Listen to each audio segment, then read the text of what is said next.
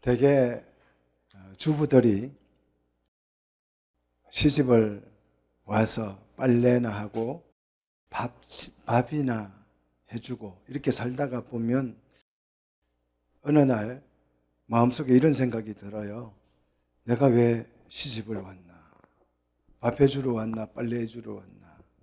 남편 자식들 뒤치다꺼리 해주러 왔나? 내 인생은 어디 갔나? 이렇게 해서 무의미해질 때가 있습니다. 우리 남편 되시는 분들은 남의 집 귀한 딸 데려다가 그렇게 고생시키면 안 돼요. 빨래나 밥이나 시키려고 데려다가 늘 밥, 빨래 이런 거나 시키고 그렇게 하시면 안 됩니다. 식순이 식모를 아내를 만들어서는 안 됩니다. 아내는 뭡니까? 하나님께서 주신 사명을 이루어갈 뭐예요? 파트너예요. 자, 혼인의 목적을 잘 몰라서 이렇게 그 귀한 파트너를 식순이 식모살이 시키고 있는 거예요. 이것도 죄예요. 자, 오늘은 우리 교회 설립 주일입니다. 이곳에 하나님이 우리 교회를 세우신 의미를 모르면 주부들처럼 빨래나 해주고 밥이나 해주는 주부들처럼 무의미한 것이 이곳에서 우리 교회의 역할이 뭘까? 이걸 우리는 지금 이 시점에 고민하지 않을 수가 없습니다. 우리가 우리에게 주신 하나님의 그 비전을 발견하지 못한다면, 오늘 이 비전을 찾지를 못한다면 우리 존재 자체가 무의미해진다는 거예요. 이곳에서 우리의 존재 가치가 뭔가 오늘 한번 깊이 고민해 보시는 시간이 되기를 원합니다. 하나님이 창조하신 세상을 보면 여기에 대한 힌트, 답이 있지 않을까 그런 생각을 해봅니다. 하나님이 창조하신 이 세상은 너무 다채롭고 아름답습니다. 색깔도 너무 다양하고 또 이 크기도 너무 다양해요. 저는 산을 다니면서 숲을 보면 작은 땅바닥에 붙어 사는 풀이 있는가 하면 하늘 높은 줄 모르고 아주 높이 자라는 나무들. 어떻게 이게 진화가 됐다고 한다면 똑같은 조건, 똑같은 환경에서 똑같이 자라야 될 텐데 그 유전자가 어떤 거는 아주 정말 땅에 붙어가지고 그냥 사는 식물이 있는가 하면 어떤 나무는 하늘에도 닿을 듯이 높이 자라는 나무가 있어요. 하나님께서 각기 종류대로 식물을 내신 줄로 믿습니다. 또 이 곤충도 보면요, 개미를 보면 얼마나 작은지 그람수로 따지면 누가 달아본 것 같아요. 평균 10g이라 그래요. 10g. 10g이면 정말 들어도 무게가 전혀 느껴지지 않는 무게입니다. 10g이면. 그런데 코끼리는 2톤이나 된다고 그래요. 2000kg. 최대 개미와 코끼리 무게를 비교한 걸 제가 그 AI에게 계산 좀 해봐라 그랬더니 1대 6만 배, 1대 6만 배 정도 된다고 그래요. 세상에 코끼리만 존재한다고 세상이 잘 돌아갈까요? 6만 분의 1밖에 되지 않는 개미가 존재해야 세상이 제대로 돌아가는 줄로 믿습니다. 이게 무슨 말이냐 하면요, 크다고 좋은 게 아니에요. 큰 것만 있다고 세상이 좋은 게 아니에요. 작은 것도 필요한 존재다 하는 것을 설명드리려고 그럽니다. 예를 하나 더 들어볼까요? 며칠 전에 누리호 3호, 그 3호를 발사해서 성공을 했다고 아주 대한민국이 떠들썩하지요. 이 거대한 로켓이 정말 그 커다란 엔진만 있다고 성공할 수 있을까요? 그 속에는 정말 수를 헤아릴 수 없는 수많은 부품들이 있습니다. 그 작은 부품 하나하나가 모두 다 중요한 것입니다. 이 작은 부품 하나가 잘못되면요, 이 거대한 엔진도요, 못 쓰게 되는 경우가 허다하다는 거예요. 자동차 덩치가 크지만 부품 하나 잘못되면 자동차가 서버려요. 엔진만 중요한 것이 아니에요. 핵심만 중요한 것이 아닙니다. 세상은요, 큰 일만 있는 것이 아니에요. 작은 일도 무수히 존재합니다. 작은 일을 처리해야 하는 개미들도 세상은 필요하다라는 것이에요. 세상에는 대형 교회도 필요하지만 작은 교회들도 절실하게, 우리처럼 작은 교회들도 절실하게 필요한 것이, 대형 교회는 대형 교회로서의 존재 가치가 있고요, 작은 교회는 소형 교회대로 그 역할이 분명하고 확실한 줄로 믿습니다. 교회당이 크다 작다 보다 우리의 역할이 중요하다는 것이죠. 내 역할, 우리 교회의 역할이, 그 역할을 이해하는 것이 정말 중요하다는 것이에요. 작은 교회들이 감당해야 될 그런 일들이 이 세상에 존재하기에 하나님께서 오늘 이곳에 우리 교회를 세우신 줄로 믿습니다. 무엇보다도 우리의 존재를 이해하는 것이, 존재적 그 가치를 이해하는 것이 더 중요한 것입니다. 하나님은 모세나 다윗처럼 그 대단한, 그 위대한 인물들도 사용하지만 성경이 아니라면 역사책에 기록될 이유도 없는 평범한 사람들도 하나님께서 그 사람을 들어서 정말 귀하게, 정말 소중하게 쓰는 경우도 성경을 보시면 허다합니다. 그래서 저는 역사는 하나님의 눈으로 봐야 역사가 이해된다고 믿습니다. 여러분도 하나님의 눈으로 세상을 보고 역사를 볼 줄 아는 그 귀한 축복의 눈이 열리시기를 축원합니다. 오늘 본문을 여러분 주의 깊게 보시면 본문에서 소개하는 사람도 바로 그런 종류, 그런 사람 중에 하나입니다. 이 사람은 사사시대가 망할 때쯤 그냥 보통 사람, 그냥 평범한 사람으로 태어났습니다. 그래서 평범한 사람이기 때문에 그냥 사람들에게 주목의 가치가 별로 없었어요. 와, 저 사람이 대단하다.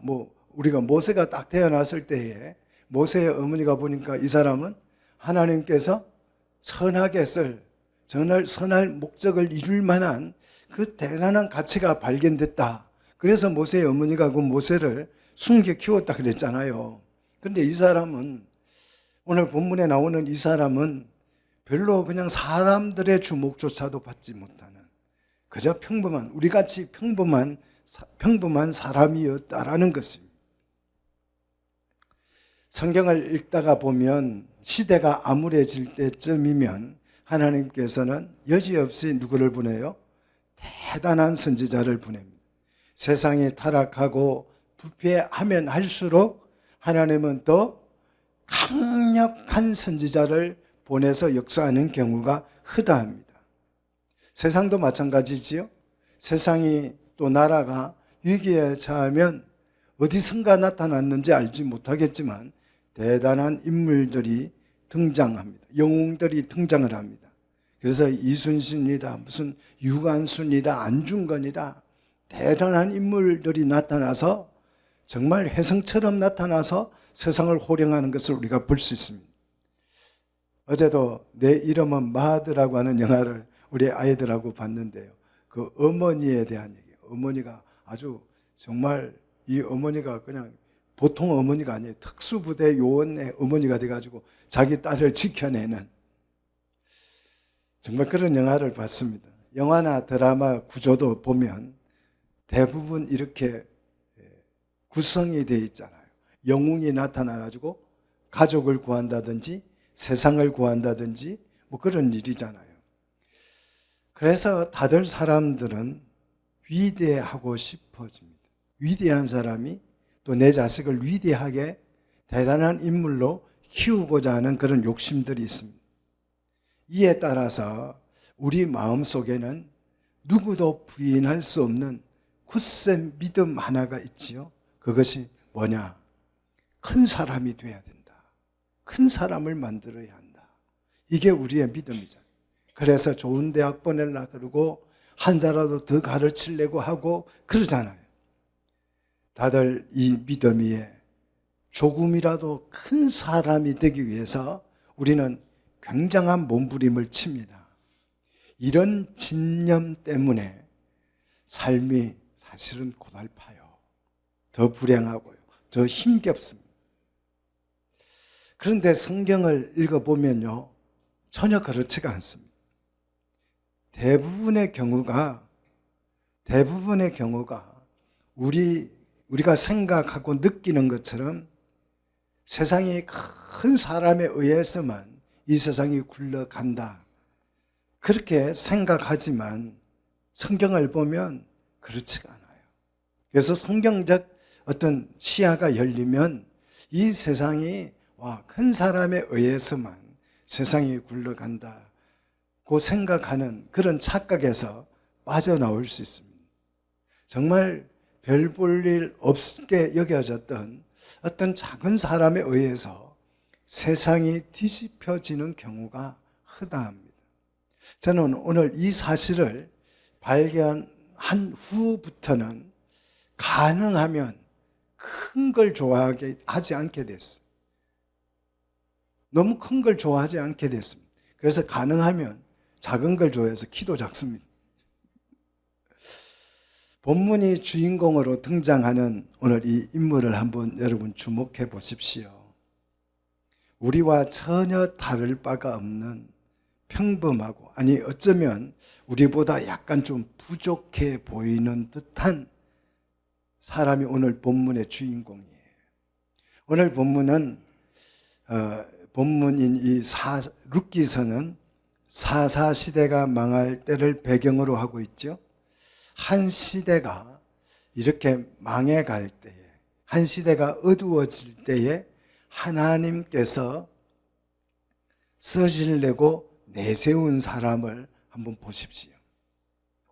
이 사람이 우리와 거의 비슷하거나 우리보다 약간 좀 못한 사람처럼으로 보여요. 여러분, 사사시대는 어떤 시대입니까? 사사기 21장 25절에 한번 가서 여러분 보시면 바로 한 장만 넘기면 되지요. 사사기 21장 25절을 보시면 사사시대를 한마디로 이렇게 표현하죠. 왕이 없으므로 자기 소견에 옳은 대로 사는 시대. 사사시대가 멸망할 때쯤 왕이 없으므로 소견에 좋은 대로 살아가는 시대였다.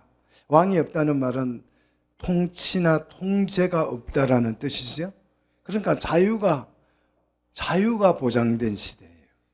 자기 생각에 옳은 대로 살아가는 시대. 이걸 학문적으로 표현하면 자아를 완벽하게 실현하는 시대.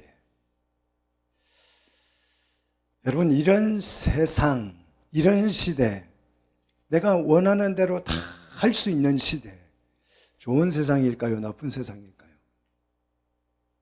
내 마음대로 할 수 있는 시대, 좋은 세상일까요? 나쁜 세상일까요?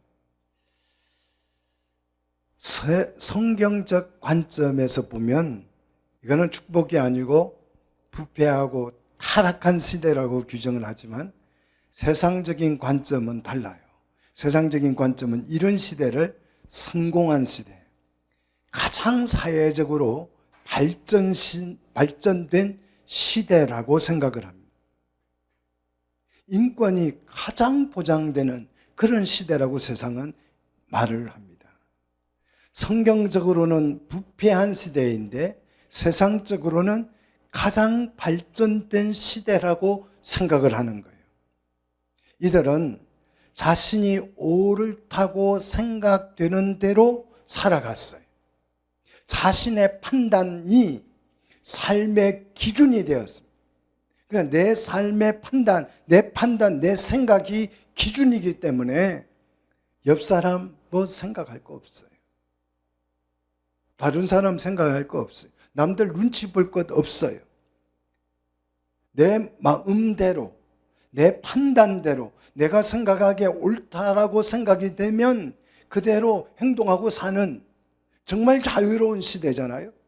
동성연애를 하든 말든, 이방인과 혼인을 하든 말든, 자식을 낳든 말든, 혼인을 하든 말든, 제사장이 첩을 두든 말든, 목사님이 뭐 첩을 두든 말든 그런 말이잖아요. 무슨 짓을 해도 흠이나 흉이 되지 않는 시대예요. 얼마나 좋습니까? 정말 완벽한 자아를 실현할 수 있는 시대가 사사시대였다라는 것입니다. 그렇다면 여러분 묻고 싶습니다. 그 시대 사람들은 정말 행복했을까요? 아니, 내 마음대로 하고 살면 행복한 것 아닙니까? 여러분 어린 시절에 한번 가만히 생각해 보십시오. 초등학교 다닐 때, 중학교 다닐 때를 한번 생각해 보십시오. 늘 부모가 여러분을 통제하고 간섭하잖아요. 그래서 부모의 통제에서 내가 벗어나면 얼마나 좋을까? 그런 고민 많이 해보셨잖아요. 그래서 여러분 이제 자라서 부모가 다 돌아가시고 나면 정말 자유죠. 내 마음대로 하죠. 행복하던가요? 행복하던가요? 우리는 통제가 없으면 내 마음대로 내 마음이 기준이 돼서 살아가면 정말 행복할 거라는 이 착각에 항상 빠져 있습니다. 성경은 그런 시대가 되었지만 결코 행복하지 않다는 것을 오늘 본문을 통해서 증명해 줍니다. 모든 것을 원하는 대로 살게 되었는데 이 사사시대에 모든 것을 원하는 대로 내 원하는 대로 사는 시대가 되었는데 문제가 하나 생겨요. 그 딱 문제 하나 생겼어요. 내가 원하는 대로 모든 것을 하고 살 수 있는 시대가 됐는데 문제가 한 개 생겼다고요. 그 문제가 뭐였을까요? 1장 1절에 나오죠. 오늘 이 룻기서 1장 1절에 무슨 문제가 생깁니까? 흉년이 들어, 흉년이. 내가 원하는 걸 다 하고 살 수 있는 시대가 되었는데 자아를 완벽하게 실현하고 보니 문제가 한 개 생겼어요. 무슨 문제라고요? 흉년이 들었다고요. 이 문제 하나 때문에 자신이 원하는 모든 삶을 다 포기해야 되는 기막힌 상황이 됐어요. 그래서 이런 상태를 우리는 뭐라고 표현하냐 그러면 치명적이다. 치명적이다. 돈도 다 벌었어요. 이제 자식도 성공을 했어요. 걱정할 게 하나도 없다니까요. 장사도 잘 되고 뭐 IMF가 와도 눈 하나 끔찍 없어요. 통장에 잔고는 엄청 쌓였어요. 근데 문제가 딱 하나 생겨요. 어떤 문제요? 건강에 막 빨간불이 와가지고 왔다 갔다 해요. 자아를 실현할 수 있게 됐는데 건강에 문제가 하나 생겼어. 이런 걸 보고 뭐라고 한다고요? 치명적이다. 사사시대가 정말 좋은 세상이 됐어요. 원하는 거 다 하고 살 수 있는 시대가 됐어요. 그런데 문제가 한 개 생겼어요. 무슨 문제요? 흉년이 들었다고요. 정말 중요한 원리 하나를 여러분에게 소개해 드리겠습니다. 인간이 부패를 하면요, 자연이 반란을 일으켜요. 가만히 있던 땅이 막 갈라지고 흔들거려요. 늘 잔잔한 바닷가에 가서 뭐 조개 껍질 묶어서 목걸이하고 놀 때 아무렇지도 않던 바다가 갑자기 어떻게 해요? 육지를 덮어요. 자연이 반란을 일으킨다니까요. 평화롭게 살던 이 우리나라는 이 의료보험, 건강보험이 정말 세계에서 가장 잘된 보장된 나라잖아요. 그런데 어느 날 갑자기 뭐 병원 가면 다 해결되던 그 의료 시스템에서요, 자연이 반란을 일으켜가지고 코로나가 와가지고 아직도 마스크 쓰고 계시죠. 걱정이에요, 걱정. 언제 마스크를 벗을 수 있어요. 이게 성경의 법칙입니다, 여러분. 이게 성경의 법칙이에요. 1장 1절을 보니까 유다 베들레헴의 한 사람이 소개됩니다. 이 사람의 이름이 엘리멜렉이에요. 엘리멜렉. 아마 여러분이 히브리어를 몰라도 이 이름을 딱 들어보면, 야, 이름이 좀 비상하다, 범상치 않는 이름이다, 그런 생각이 들 거예요. 엘리멜렉. 느낌으로 여러분, 엘리멜렉 하면 좀 범상치 않은 이름 같아 보이잖아요. 엘리 하면 누가 생각나요? 엘리야? 엘리사? 또 예수님도 막 엘리 라마사박다니 뭐 그랬잖아요. 이 엘리가 뭐예요? 엘로힘에 의미하죠. 엘로힘, 하나님을 의미하는 뜻이죠. 하나님이라는 뜻이에요. 이름에요, 하나님이라는 이름이 들어가면 이게 보통 이름이 아니잖아요, 그죠? 보통 이름이 아니에요. 그러면 멜렉은 뭘까요? 아비멜렉, 아이멜렉. 이 멜렉을 성경도 자주 멜렉이라는 말을 붙여요. 멜렉은 왕이라는 뜻이에요. 그래서 아비멜렉 이름, 아비만 이름이고 멜렉은 왕이라는 뜻이에요. 우리 주왕, 제왕 하니까 우리 아는 목사님이 깜짝 놀래요. 왕자, 우리 처음에 아들이 이름이 뭐냐 그래서 주왕, 제왕이다 그랬더니 깜짝 놀래요. 보통 우리 한국 사람들은 이름에다가 왕을 안 쓴대요. 왕을 썼다 그러니까 깜짝 놀래더라고요. 엘리멜렉이라고 하는 이 뜻은요, 하나님은 나의 왕이시다라는 뜻이에요. 자, 사사기 21장 25절에 뭐가 없다고요? 뭐가 없어요? 다 있는데 그 시대에는 뭐가 없어요? 왕이 없으므로. 왕이 없다니까요. 왕이 없는 시대에 이 엘리멜렉이라는 사람이 하나님은 나의 왕이시다, 이런 선언을 한 거예요. 여러분 대단하지 않습니까? 왕이 없으므로 소견에 좋은 대로 살던 시대에 이 사람은 하나님이 나의 왕이시다라고 선언을 했어요. 자, 겉으로 이 이름만 봐서는 굉장히 대단한 신앙인처럼 보여요. 그런데 실제 그의 삶을 들여다보면 이름처럼 대단하지도 신앙적이지도 않습니다. 이 사람 역시 왕이 없으므로 이름은 여호와는 나의 왕이시다, 이 고백인데, 하나님은 나의 왕이라는 이름을 가지고 태어났는데 그 사람의 일생, 그 사람의 삶을 들여다보면 이 사람 역시 소견에 좋은 대로 삶을 살아가는 그냥 평범한 사람일 뿐이었어요. 자, 이 사람이 두 아들과 부인을 데리고 어디로 갔어요? 모압으로 갑니다. 모압에 왜 갔습니까? 선교하러 갔습니까? 아니에요. 왜 갔어요?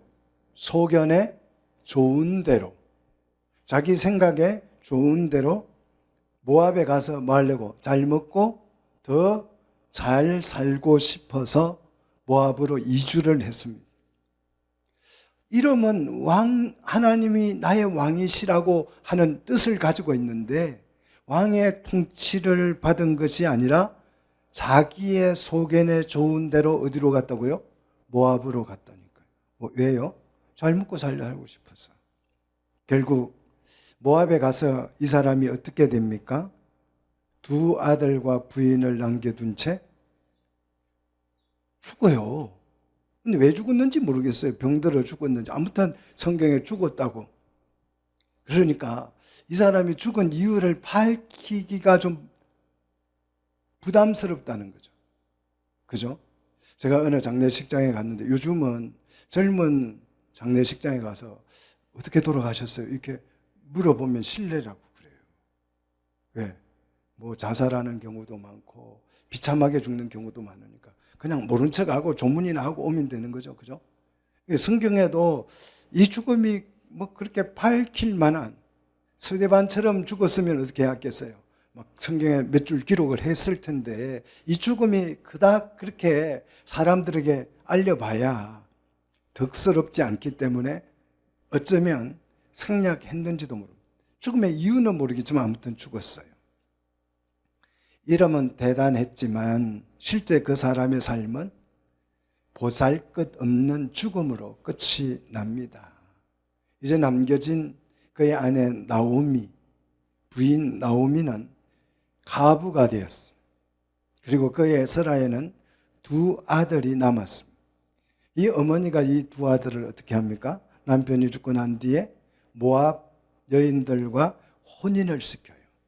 소위 말해서 국제 결혼이죠. 그 당시 혼인은 그 민족 신들과 연합을 의미하는 것입니다.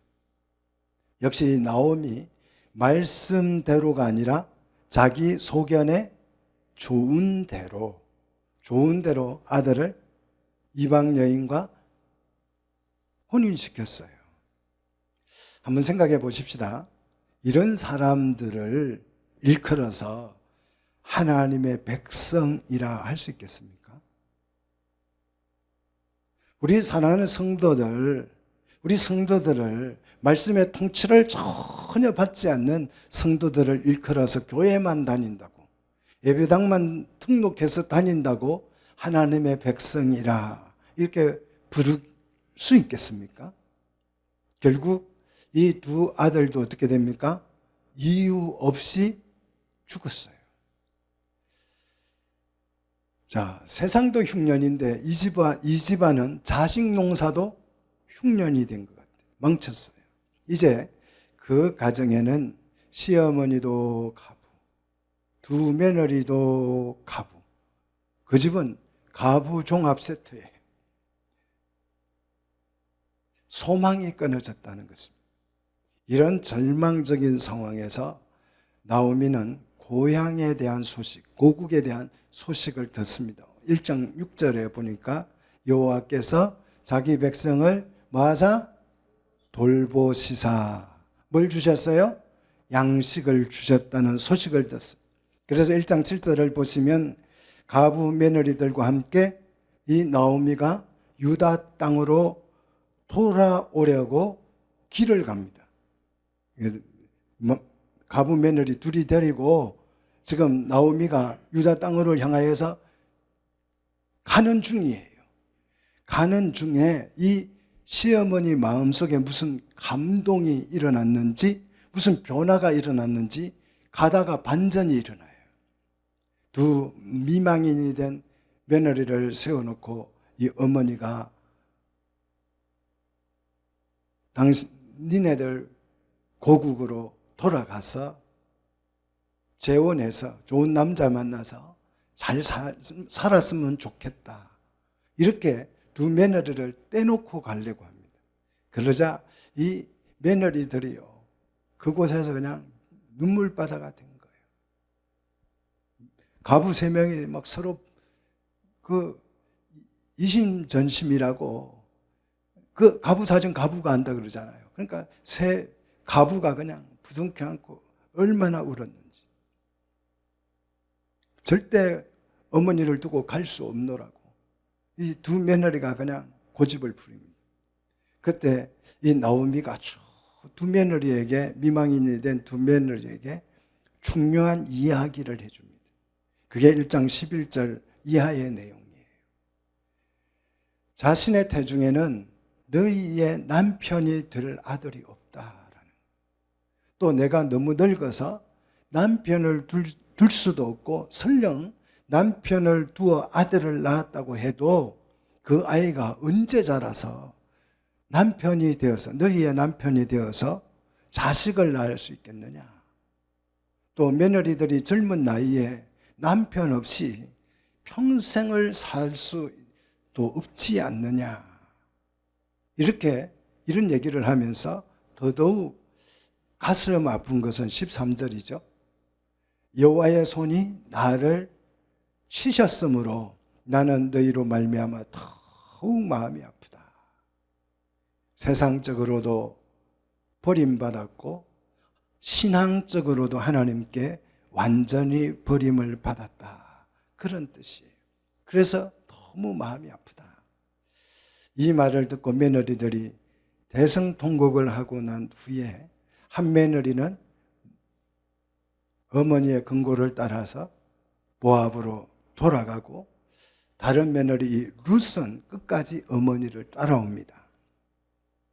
전혀 소망이 없음에도 불구하고 시어머니를 따라서 룻이 돌아와요. 이 소망이 없다고 하는 말은 자식을 낳아서 대를 이어갈 소망이 없다는 그런 뜻이에요. 자, 성경에서 결혼은 뭐냐, 혼인은 뭐냐? 생육 번성의 경건한 수단이에요. 결혼이 뭐라고요? 생육 번성의 아주 경건한 수단. 이거 너무 중요합니다. 사랑만이 혼인의 목적이 아닙니다. 사랑만이 혼인의 목적이 아니에요. 사랑의 목적이 따로 있는 것입니다. 이것이 하나님께서 사람을 남자와 여자로 지으신 목적이에요. 성도는 서로 사랑을 해서 하나님의 백성을 출산하여 교회를 이루고 하나님의 나라를 실현하여서 하나님의 통치 아래서 천국을 이루는 것이 우리 성도들의 사명인 줄 믿습니다.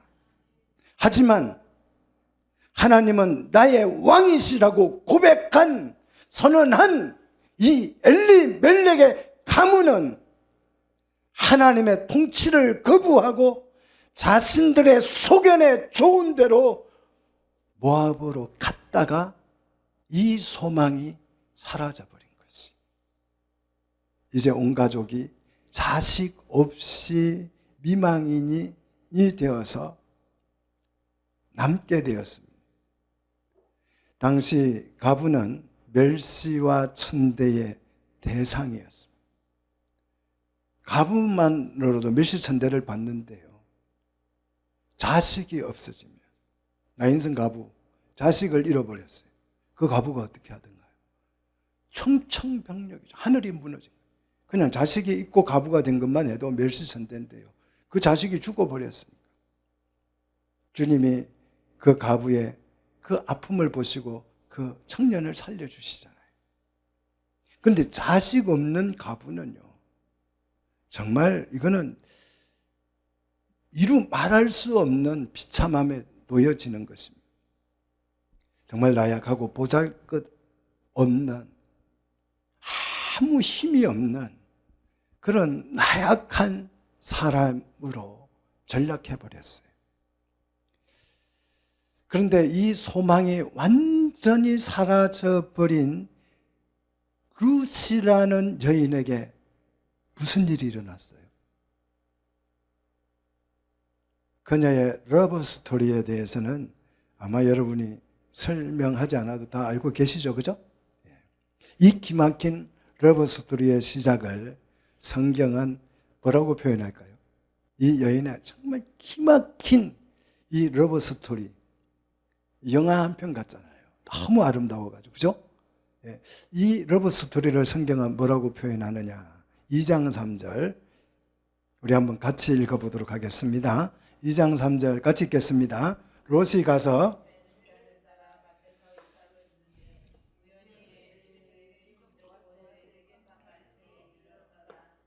아멘. 롯이 가서 베는 자를 따라 밭에서 이삭을 줍는데 우연이라고 표현해요. 우연. 기막히죠? 우연히 엘리멜렉의 친족 보아스에게 속한 밭에 이르렀더라.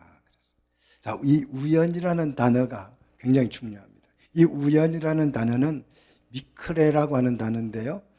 우연한 만남을 뜻하는 것이. 돌발 사고 같은 거. 일어나는 일. 그냥 어떻게? 저절로 일어나는 거. 내가 노력하거나 애쓰지 않아도 저절로 일어난 일. 그걸 우연이라고 표현합니다. 우리는 이것을 성경적으로 우연이라고 안 하고 뭐라고 표현합니까? 저절로 일어나는 거. 이걸 우리는 은혜라, 하나님의 한없는 은혜라 그러죠. 이 일을 일으키시는 분이 누구예요? 그러니까 하나님이 하시니까 우리는 그냥 예측을 못하고 우연히 이런 일을 만나요. 자, 룻은 이삭을 주우러 갔다가 우연히 엘리멜렉은 누구예요? 룻에게 시아버지죠. 시아버지의 친족인 누구요? 보아스의 밭에 가게 됐어요. 우연히. 알고 간 게 아니에요. 시켜서 간 게 아니에요. 연구해서 간 게 아니에요. 노력해서 간 게 아니에요. 가다가 보니까 시아버지의 친족인 보아스의 밭에 가게 된 것입니다. 이게 우연일까요? 하나님의 은혜인 줄 믿습니다. 이렇게 해서 두 사람의 러브 스토리가 시작이 됩니다. 겉으로는 우여곡절 두 사람이 만나서 정말 짜릿한 로맨틱한 사랑을 나눈 것처럼 보이지만 이것이 또한 우리의 일상이잖아요.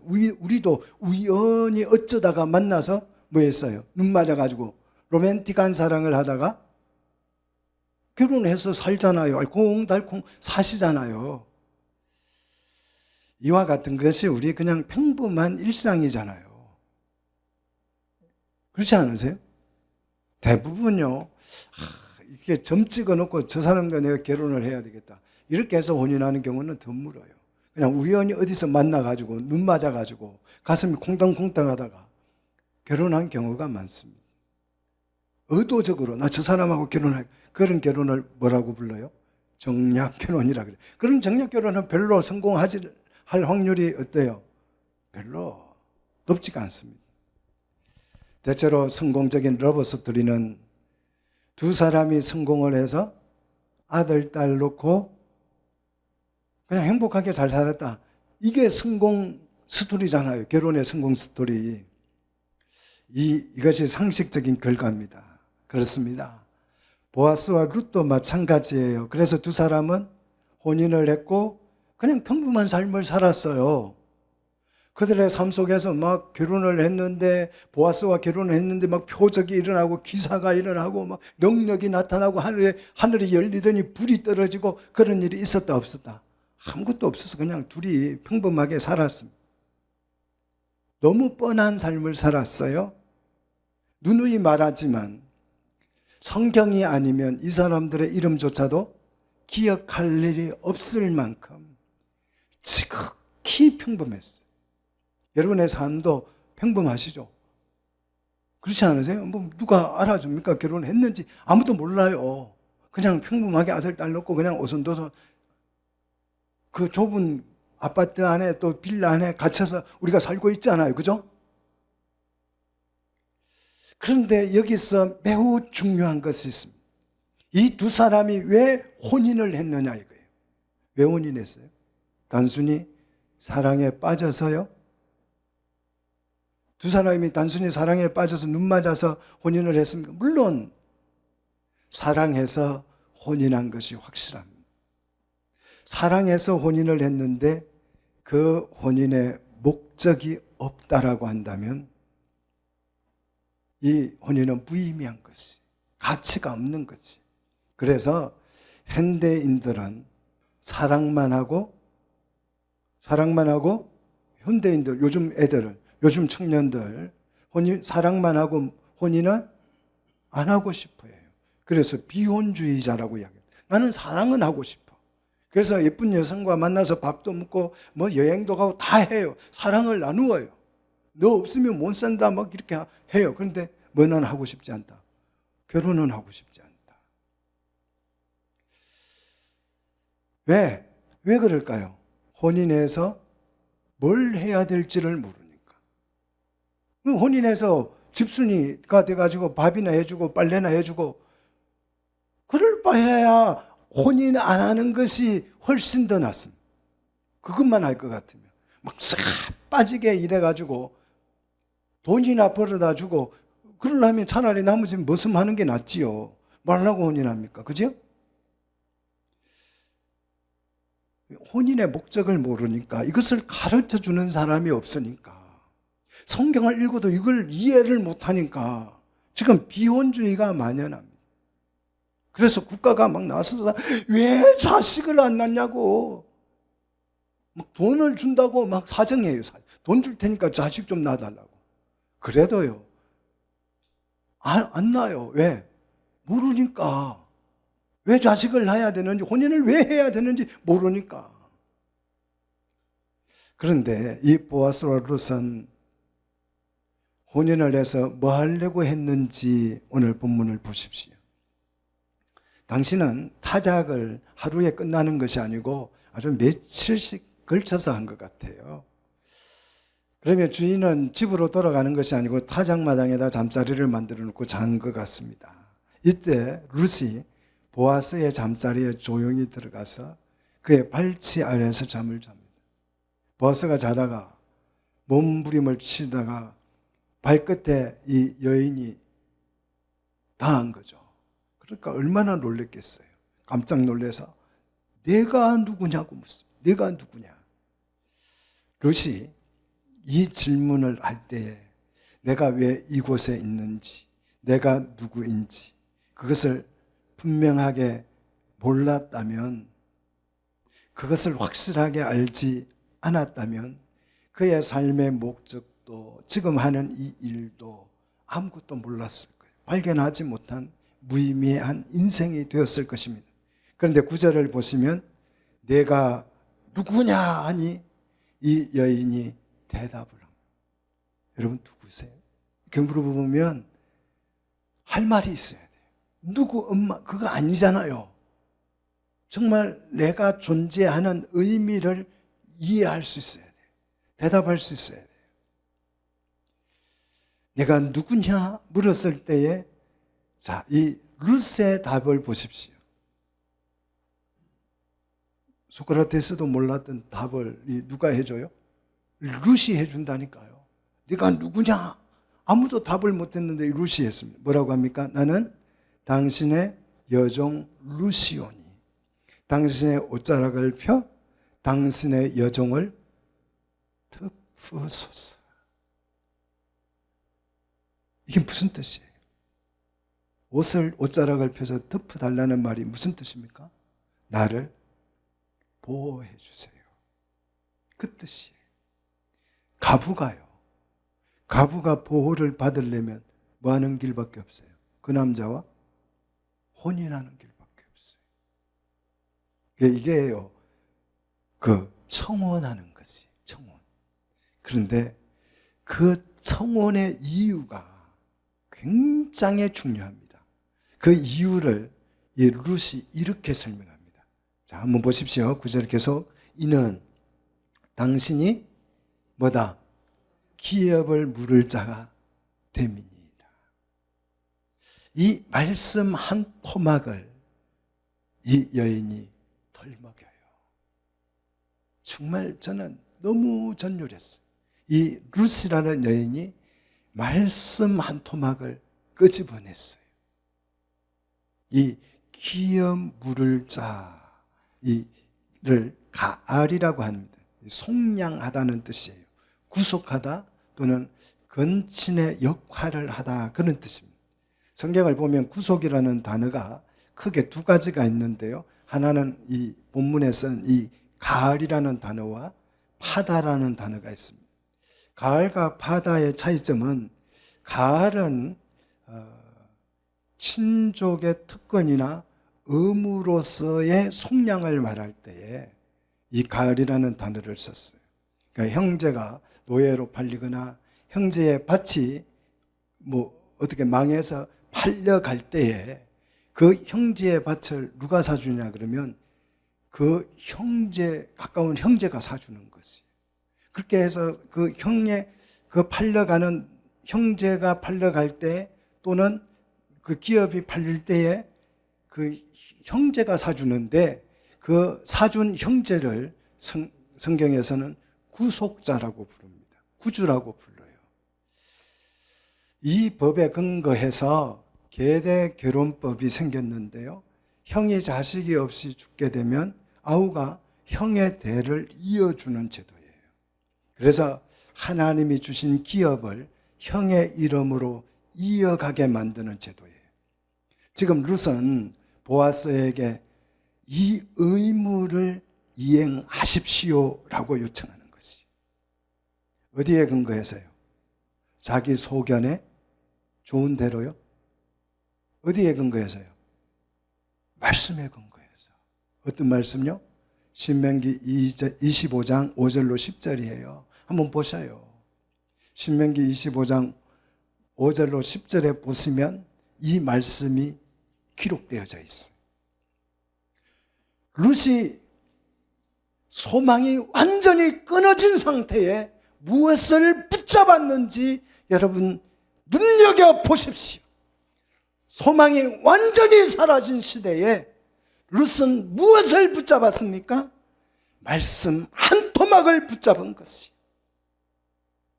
세상 사람들이 소견에 좋은 대로 살아갈 때에 이 룻은 소견대로 살아간 것이 아니고 말씀을 부여잡았어요.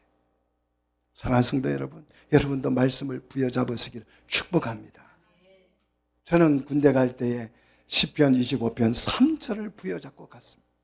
주를 바라보는 자는 수치를 당하지 아니하리라. 이 말씀을 하나님이 주셔서 그 말씀 붙들고 30개월 하는데 단 한 번도 맞아보거나 수치를 당해 본 적이 없습니다. 물론 롯은 신명기 25장 5절로 10절 말씀을 붙들고 룻에게 기업 물을 자의 의무를 주장했어요. 세상 모든 사람들이 소견에 좋은 대로 살아갈 때에 룻은 이 말씀을 쫓아간 줄로 믿습니다. 그렇기에 보아스가 감동하잖아요. 젊은 사람 따라가지 아니하고 더 좋은 사람 따라가지 아니하고 네가 말씀을 쫓아가는 그 신앙이 아름답다라고 이 보아스가 감동먹잖아요. 그래서 그 여인을 축복합니다. 그리고 이 보아스가 그 룻에게 이런 얘기를 해요. 너의 시아버지보다 아버지와 나보다 더 가까운 친족이 있는데 그 친족에게 우선권이 있다는 거예요. 가까우니까. 그래서 그 친족이 기업 물을 의무를 이행하지 않는다면 이 사람이 더 가까운 친족이 이 기업 물을 의무를 행할까요, 안 할까요? 그 시대 사람들은 뭐에 따라 산다고요? 말씀이 아니고 소견에 좋은 대로. 그러니까 이 사람은 그걸 거절해요. 그래서 그 우선권이 있는 사람이 거절을 한다면 13절 중반에 보십시오. 여호와께서 살아계심을 두고 맹세하노니 내가 기업 물을 자의 뭘요? 책임을 내게 이행하리라. 자, 룻과 보아스의 마음이 어디에서 통일됩니까? 말씀 안에서. 이것을 우리는 말씀의 통치라고 합니다. 보아스 역시 세상 모든 사람들이 왕이 없으므로 자기의 소견대로 살 때에 보아스는 하나님을 왕으로 삼고 말씀의 통치를 따랐어요. 그리하여 두 사람은 시골 베들레헴에서 행복한 농사꾼의 부부가 되어서 일생을 어떻게 해요? 아웅다웅하면서 일생을 마쳤어요. 우리와 별 차이가 없어요. 그렇고 그런 삶을 살았다 이거예요. 러브 스토리가 아름답기는 하지만 좀 특이하긴 하지만 그냥 그럭저럭 살고 잘 살다가 뭐 했다? 죽었어요. 여느 사람들처럼 밭에 나가서 논밭에서 일도 하고 저녁이 되면 돌아와서 부부싸움도 대판하기도 하고 사랑도 하고 뭐 그렇게 아들 딸 놓고 살다가 죽었습니다. 성경이 아니면 이 두 사람의 이름은 기억하는 사람도 없었을 것입니다. 하지만 이 두 사람이 하나님을 왕으로 삼고 소견대로 좋은 대로 산 것이 아니라 말씀의 통치를 따라 삶을 살아본 결과, 그 결과가 중요해요. 성경 한 구절의 토막을 자신의 삶에 적용시킨 결과는 우리의 상상을 초월합니다. 4장 21절로 22절에 가서 보니까 그 결과가 기록이 되어져 있어요. 삶은 보아스를 낳고 보아스는 오벳을 낳고 오벳은 이새를 낳고 이새는 다윗을 낳았더라. 할렐루야. 보아스와 루시 사이에 오벳이 출생했고 오벳은 이새를 낳았고 이새는 누구를 낳았다고요? 다윗을 낳았더라. 아브라함의 복이 루세 보아스의 가정에 실현된 줄 믿습니다. 아브라함의 복이 뭐예요? 너를 통해서 뭐가 나온다고요? 왕이 나온다고. 할렐루야. 하나님은 지금 룻을 통해 무엇을 우리에게 말씀해 주시는 것입니까? 룻이란 가부가 아주 부자를 만나서 팔자를 확 고쳐버렸다. 그 얘기해 주는 거예요? 아니면 룻이라는 효녀가 시어머니 복양을 아주 잘했더니 하나님께서 많은 은혜를 주셨다. 그 얘기하는 것입니까? 아닙니다. 룻이 다윗을 낳았다는 얘기를 하고 있는 것이. 왕이 없으므로 소견에 좋은 대로 사는 그 타락한 시대에 이 여인이, 소망 없는 이 여인이, 평범한 이 여인이 무엇을 붙들고요? 말씀 한 토막을 붙들었더니 진짜 왕을 뭐 해버렸어요? 출산해버렸어요. 여러분, 이 은혜가 좀 있으시기를 원합니다. 하늘에 불 떨어지고 이런 것만 생각하지 마시고 평범한 우리에게 일어날 수 있는 이 일을 여러분 붙잡으십시오. 이 여인이 뭘 붙잡았어요?